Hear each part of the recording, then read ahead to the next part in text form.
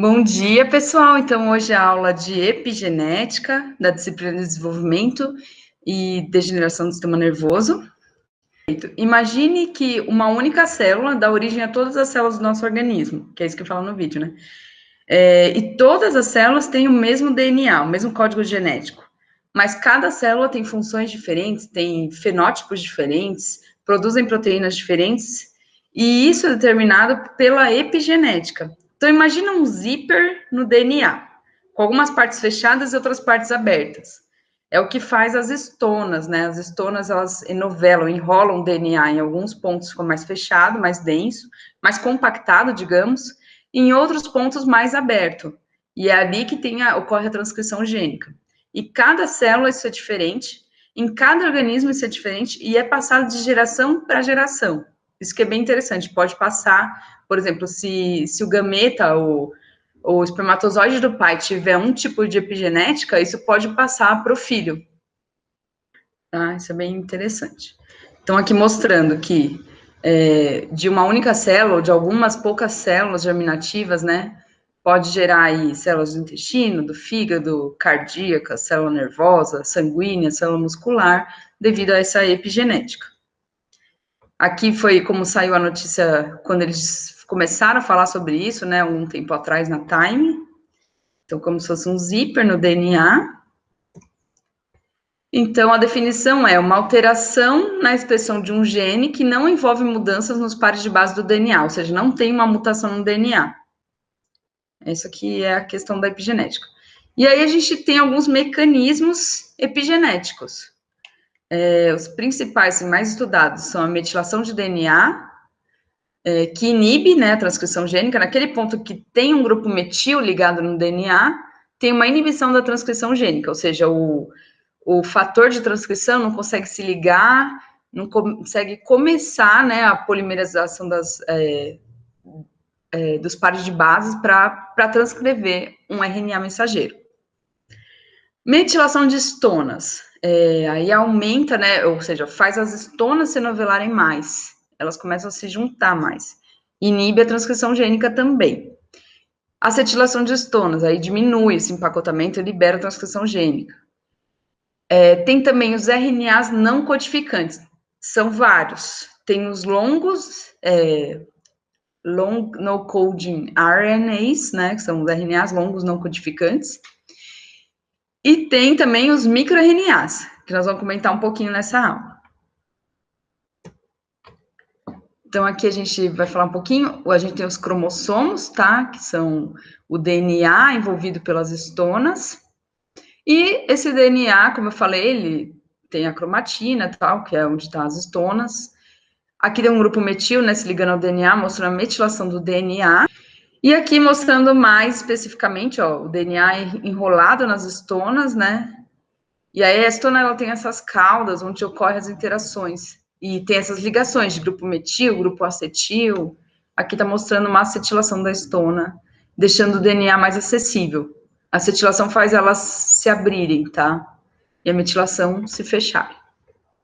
A gente usa um bloqueador, um inibidor, na verdade, farmacológico específico, que inibe essa subunidade catalítica. Isso na lesão medular, porque eu estudo lesão medular. Então, o que a gente faz? A gente faz uma lesão no ratinho, depois a gente dá esse inibidor para ele, e aí a gente vê o que acontece. Se o animal volta a andar, se ele não volta, como é que ficam as células, né? O que acontece com a inflamação. A gente tem tido resultados bem interessantes.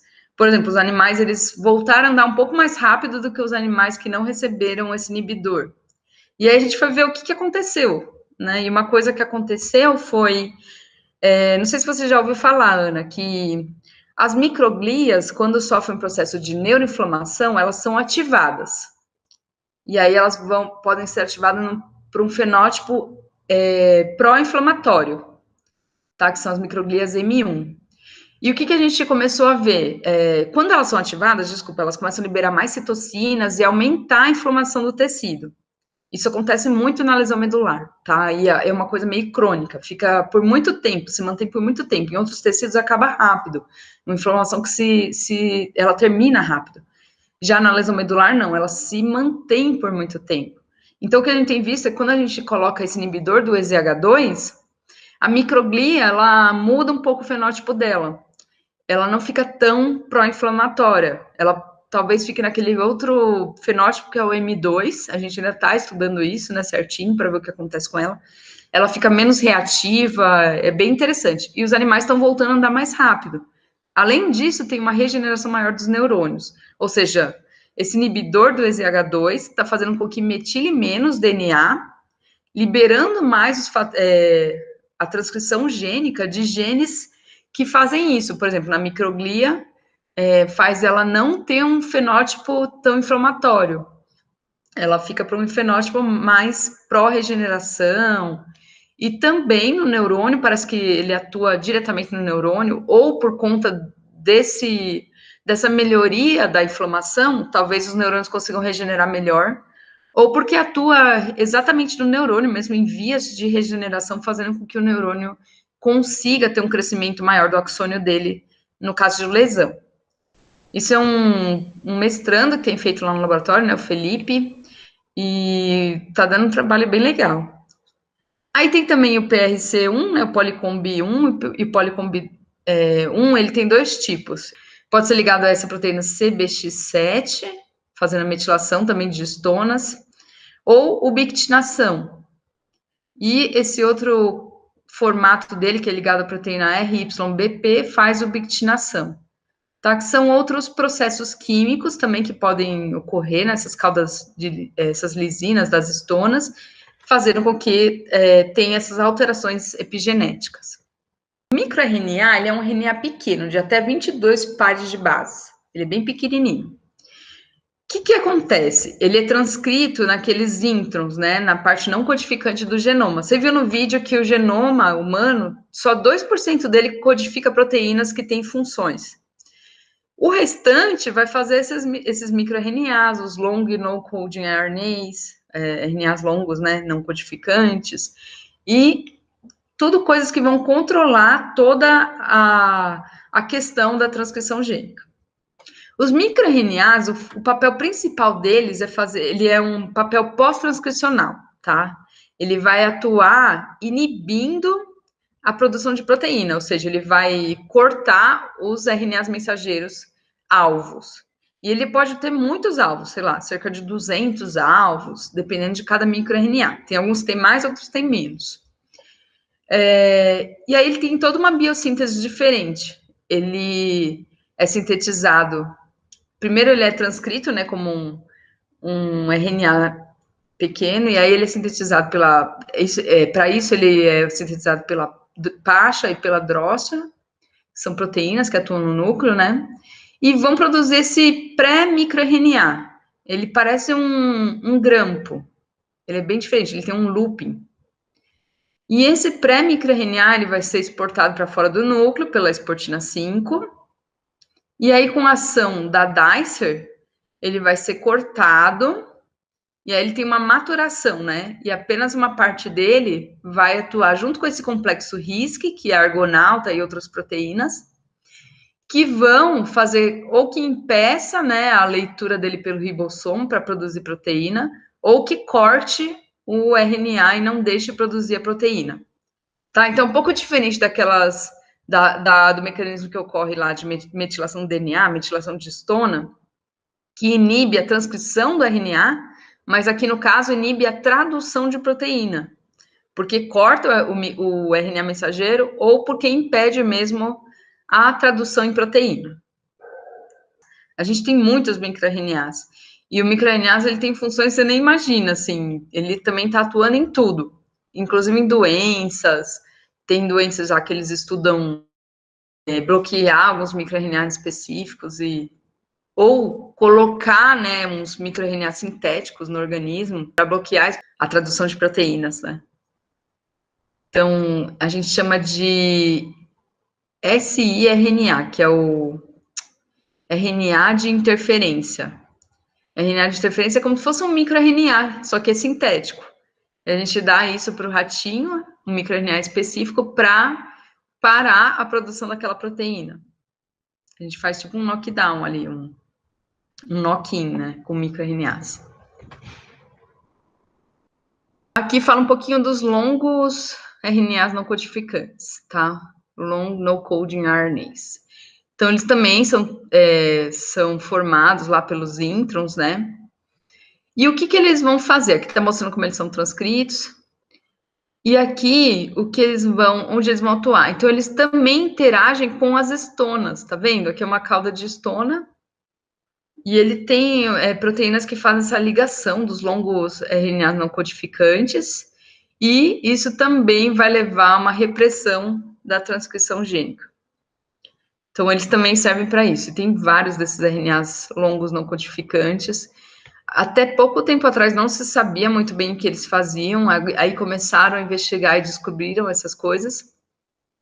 Então, esses são os principais mecanismos epigenéticos, tá? Agora vamos discutir um pouquinho sobre o artigo, aquele artigo que eu mandei. Eu vou tentar falar um pouquinho sobre ele nessa aula. Então, lá fala uma coisa bem interessante, que eles compararam o cérebro de chimpanzés, ou o encéfalo, né, de chimpanzés, com o encéfalo de humanos. E aí vocês já sabem lá, pelos aqueles artigos da Herculano, da Suzana Herculano, que o cérebro humano tem mais neurônios, principalmente na área cortical, do que o cérebro dos macacos, né, dos chimpanzés. E uma das coisas que eles falam é que ocorrem processos epigenéticos que fazem com que alguns genes relacionados à apoptose não sejam expressos no cérebro humano. Então, e isso tem muito a ver com a alimentação do ser humano. Então, depois que o ser humano começou a cozinhar, e assim foi possível comer algumas coisas que antes não conseguia comer, como raízes, né, umas coisas tipo mandioca, não sei, algumas coisas um pouco mais duras que a gente conseguia cozinhar, o ser humano começou a cozinhar, e isso fez com que a gente adquirisse mais coisas, levando a mudanças epigenéticas, e fazia com que diminuía a transcrição de genes de apoptose, por exemplo, nessa região do córtex, fazendo com que o ser humano tenha mais células do que os macacos. Então, isso é uma primeira coisa que o artigo trouxe para discutir. Eu achei bem interessante, porque na introdução à neurociência a gente estava falando sobre isso, sobre quantidade de células no córtex, né, de macaco e de humanos. Por que nós somos humanos? Por que a gente tem habilidades que os macacos não têm e outros animais também não têm? Então, essa é uma explicação, né, plausível. Nessa parte que mostra os dois camundongos, então, tá mostrando que eles deram alimentação diferente para as mães deles. E aí nasceram totalmente diferente um do outro. Isso também tem a ver com a epigenética, que é passada, né, de mãe para filho. Então, assim, aquela coisa, a gente é literalmente o que a gente come. A comida tem muita influência, mas não só comida, nicotina, como falou naquele vídeo, né, que eu mandei. Nicotina, tudo que tem ao nosso redor influencia a nossa epigenética, porque são tudo ligações químicas, né? E a química é muito grande. Ah, uma coisa interessante que fala aqui, que bebês, quando faz a fertilização in vitro, por que é difícil, né? Criar um bebê ali, tem que ser implantado na mãe, porque toda a questão da placenta, o líquido que tem ao redor do bebê, o cordão umbilical, tudo isso influencia a epigenética para que o desenvolvimento ocorra de uma forma coordenada, ordenadamente, para que as células entendam o que elas têm que se tornar, né? Senão o desenvolvimento dá errado, começa a ter problemas nesse desenvolvimento. E aqui o resto é o que eu já falei na aula. Ah, e mostra também a questão dos gatos aqui, que é a questão do cromossomo X, né? Eu achei isso bem interessante também. Quando a gente tem um gato fêmea, ele tem aí um cromossomo X da mãe, um cromossomo X do pai, e aí o que ocorre é que a epigenética faz que em algumas células o cromossomo X da mãe fique mais empacotado, né, e não transcreva tantos genes, e em outras células o do pai. Em cada célula um que está mais ativo. E aí faz ter essas pigmentações diferentes no animal, né? Que é aquele gato tricolor. Quando tem um gatinho tricolor, sempre é fêmea. E é por causa disso. A gente ouviu, né, que os nossos genes não são tão diferentes assim dos outros animais, mas você não sabe muito bem o que acontece com as outras partes que parece que não estão sendo expressas, mas elas são, porque elas estão regulando justamente o que está sendo expresso, né? Exatamente. 98% do nosso genoma é só para regular uns 2% que produz as proteínas. Nossa, isso é incrível, né? Uma coisa que você fala, gente, como é que pode? Coisa que a gente começou a descobrir não faz muito tempo, né? E agora você sabe que talvez por isso que nós somos diferentes dos outros animais mesmo.